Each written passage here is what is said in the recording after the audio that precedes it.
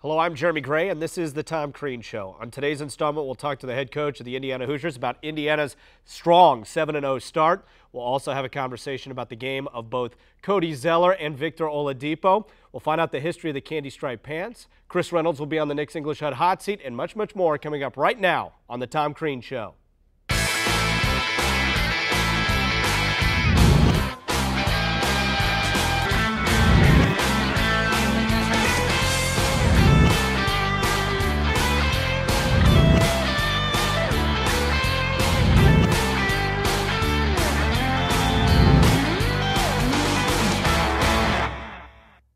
Coach, your team's off to a phenomenal start to the season, undefeated at this point. Let's go through a couple of those key games along the way. Sure. And one that especially got Indiana fans excited was that contest on the road at Evansville, where Indiana put the boot down on an opponent on the road from the get-go. Well, we did. I think we were honestly surprised at how well we played in the first half. I don't think any of us were expecting that going in, that we would play as efficiently as we did. But we did, and that was a great feeling because we got the game going with our defense. We followed the game plan. We knew that this team wanted to be very, very good at converging on the ball in the middle of the lane. And if we tried to make plays rather than allow the plays to happen by kicking the ball out, dropping the ball off, things of that nature, it could be a tough day. And our guys really understood how to play, and they had a lot of success with it.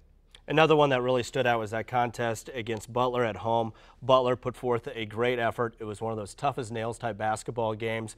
Will Sheehy and company really rose to that challenge, matched their toughness, and ultimately exceeded it. No question. I mean, we knew we were going to be in a very, very physical, hotly contested game because it's a winning program. It's a group of guys that have played in national championship games. They know how to win. And for us to be able to come out with that victory, we were going to have to match the toughness, match the physicality, and at the same time be a very, very good executing offensive team and a very sound defensive fundamental team. And our guys did, and then we broke it open in the second half, later in the second half, and because our guys just kept playing the way they needed to play. And we got more physical and tougher as the game went on, and I thought that was the turning point for us. Looking at that NC State game, Cody Zeller had a lot of highlight plays, played a phenomenal basketball game, but Jordan Hulls really emerged as a leader in that contest. Well, he did, and again, that's a game where we played hard from the beginning. We got off to a great start. There were a couple moments inside the first half where we didn't play as well. We got a little discombobulated. Our communication wasn't as good as it needed to be, and they took advantage of it. But in the second half, our guys continued to fight. They continued to play at a high level. We got great shots because we made the next pass. Jordan was a huge part of that in the sense of the way he delivered the ball and at the same time the way he made shots. And the 8-minute mark just under was the turning point in that game, Jeremy, because we had just had a possession where we had 3 or 4 chances on the offensive glass. We didn't get it to go. There was a timeout called. We were finally in position to play the game the way it needed to be played, which was understanding the physicality of the game was going to be dictated by how we played on the backboards. So the Indiana Hoosiers now sit undefeated on the year. The uniform, a very special thing to wear if you're an Indiana basketball player. Not many people know the history of the candy striped pants, but now you're going to find out the history on our segment called Hoosier History. Players wear them as warm-ups. Fans wear them to the game. Obviously, these pants symbolize something important to Indiana University. So now it's time to take a look at the history behind these candy stripes. If there is one signature element, I think, of our uniform, our basketball team's uniform, it would be the candy striped pants. Though nobody knows how these pants officially came to be, they've been a staple of the Indiana uniform for decades, showing up in athletic catalogs as early as the 1970s. The success of the basketball program and the popularity of the pants goes hand in hand. Indiana University has been on basketball more than any other Big Ten institution as far as being on either CBS or ESPN on a nationwide basis. And so I think when people saw Indiana play, they recognized those candy stripe uniforms. As you watch television and you watch the IU games, that's the first thing you saw was the team run out in the candy stripes. So when you finally got to put those on, those were pretty special. Well, everybody in Indiana and all over the country knows about the candy stripe pants. They know that Indiana, started that, whatever. So it's a big deal, and everybody loves them. We love to wear them, and they sell. In the past, Ripon Athletics had made a lot of the pants for Adidas, and they were not made for the public. After changes in licensing agreements, the candy stripes became a part of IU basketball that fans could own. I live in Bloomington, so I grew up watching Hoosiers all the time, so looking at the pants on TV, I always grew up wanting a pair of them and to go to the games. The Candy Stripes have made an impact at IU and have a special place in the hearts of both players and fans. It's just the tradition, the look, and I'm so glad that they kept that candy stripe look, so that tradition lives on. Growing up in Indiana, it means a lot just to come here, and candy stripes is one of the big traditions here, and it's definitely an honor just to wear them. They made a statement early on, and there is no doubt that they will continue to symbolize tradition in years to come. I'm Margot Andrews for The Tom Crean Show, and this is Hoosier History. We need to take a break, but when we return, we'll talk to Coach about the 1987 Indiana Hoosiers on The Tom Crean Show. Coach, this was a very special weekend for Indiana basketball fans of all ages. The 87 team came back for their 25th reunion, and it was just great to watch them interact with the players. There's no doubt that it was, and it's something that we had anticipated, that we were looking forward to it, and it was beyond our expectations. And I think the fans that I've run into and heard from, I think they feel the same way. And I know on behalf of our team, to have them be there, even though Keith Smart couldn't talk to him because of the NBA lockout rules, he was there. His presence was felt. But to have all of them there and to see us practice a little bit, and then to be able to tell them what they mean to us in the sense of the tradition of Indiana and the fact that they were such a phenomenal team. And there's so many different ways to look at team. There's so many different ways to look at what makes a team up. But when you've got a group of people that absolutely put each other ahead of themselves and put the winning in the program, the fundamentals, the discipline, the execution, all those things that go into it, ahead of any individual award, achievement, amazing things happen. And that 87 team, I think, epitomizes it. You're a long fan of Big Ten basketball, growing up in the region. Your recollections of that 87 team? Well, it was the first time that I'd ever gone to a Final Four in person. I'd certainly had a chance to watch them on television, but I'd never been to one. And night of my 21st birthday, got on a plane in I think Saginaw, Michigan, flew to New Orleans, and was there for the weekend, and got a chance. I ended up with a great seat to go to the semifinal games, and it was also a ticket for the, and I got it legally too. I didn't have to pay scalpers prices or anything. Just an older coach that had had good seats. I just struck up a conversation and ended up selling me the ticket at face value, and we had a great time watching those games. And what I remember is just the difference maybe in size when you looked at the Syracuse team, and certainly there was the Derek Coleman and the Ronnie Cycli and the Sherman Douglas variables there, but to watch how Indiana played, to watch how they executed, to watch the toughness, even sitting where I was sitting at, I mean, you could see the toughness just come alive, and watching Keith Smart hit that shot was a great memory, just like it was for everybody back here. The lines were literally going out the door to get these guys autographs 25 years later. I heard that. And you could tell that the players were overwhelmed by the fan response. Well, that's what I heard too, and I just wanted to make sure that I was going to get a signed poster, so I'm looking forward to getting that up in our office. But I'm not surprised by that, are you? No. I mean, not with the way people feel about the program here. And one thing that we said to them that was really important is everything that we have been going through here to build this back up, what they have done in the past certainly helped the fans keep faith in this program, but the fact that so many of them continue to support this program, would come back. If there was an interview, if there was something to be said, they would talk in a positive way. I think it made it okay for the fans to really look at it and say they're going to get it turned. And to me, that's really strong stuff. The Indiana tradition is second to none. Well, we're going to find out what a person who helped build that tradition, Chris Reynolds, has to say as Megan Crean puts him on the Nick's English Hut hot seat. Today on the hot seat, we're talking to Chris Reynolds. To the hot seat. You were a great defender at IU back in the day. Do you still have what it takes? No, I think probably a year or two after I finished playing here at IU, I pretty much lost my quickness. What's on your iPod? I don't own an iPod. I'm a big talk radio guy, so when I'm in the car, I listen to talk radio, but don't own an iPod, don't listen to a whole lot of music. You have 2 young children. Are they big IU fans yet? Absolutely. My son, he comes to IU games, and he just loves basketball. He wants to go to IU, and so he's only 8 years old, but he's a great IU fan already. What canned good did you eat in college that you couldn't live without? Corn. I love corn. My mom would prepare corn for us almost every day, it seemed, and I just continue the family tradition, so I love to eat canned corn. Do people say you have the weirdest laugh? They do, but it's genuine, it's real, it's me. Are you or were you scared of needles? I don't like needles. I don't think a lot of people do like needles, but I'm particularly not too fond of getting shots, absolutely. Did you consider yourself a ladies' man in college? Not at all, not at all. I was really into the books, really into basketball. Didn't have much of a social life, so I stayed focused on the task at hand. Where do you see this program going in the future? This program is on the rise. I see Big Ten championships, honestly. I see deep runs at the NCAA tournaments. I see a national championship. We have the coaching staff in place. We have the players assembled, the players coming, the recruiting is going well. I'm very optimistic about IU basketball. We got to take a timeout, but when we come back, we'll break down the game of both Cody Zeller and Victor Oladipo on the Tom Crean Show.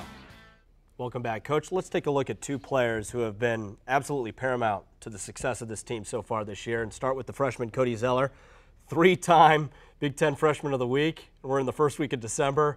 He's just phenomenal, the way he runs the floor and how he absorbs contact and his ability to finish. Well, he just combines talent, intelligence, character, toughness, all those attributes.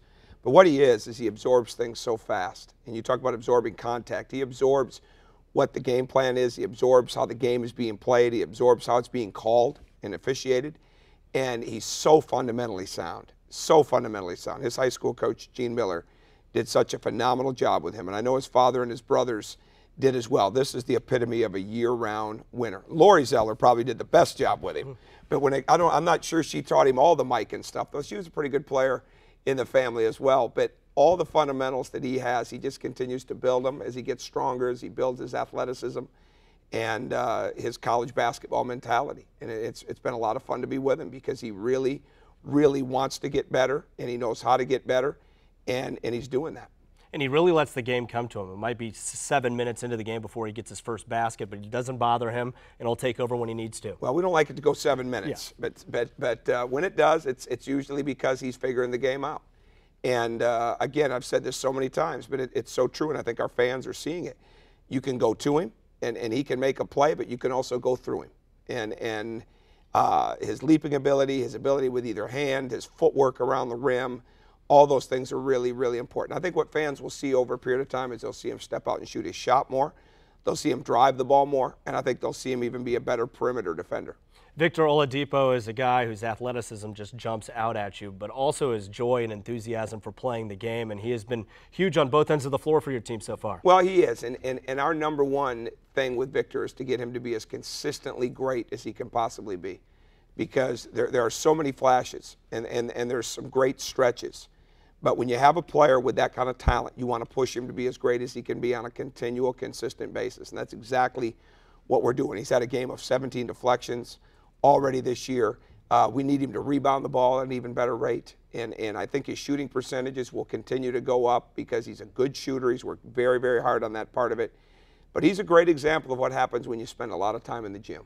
And we might have a couple guys that work as hard. We have nobody that works harder on their game when they don't have to. And Victor's been like that since he got here this summer before his freshman year. All right, that's a look at two of the very important Indiana Hoosiers on this year's team. Let's take a look at what's going on around campus.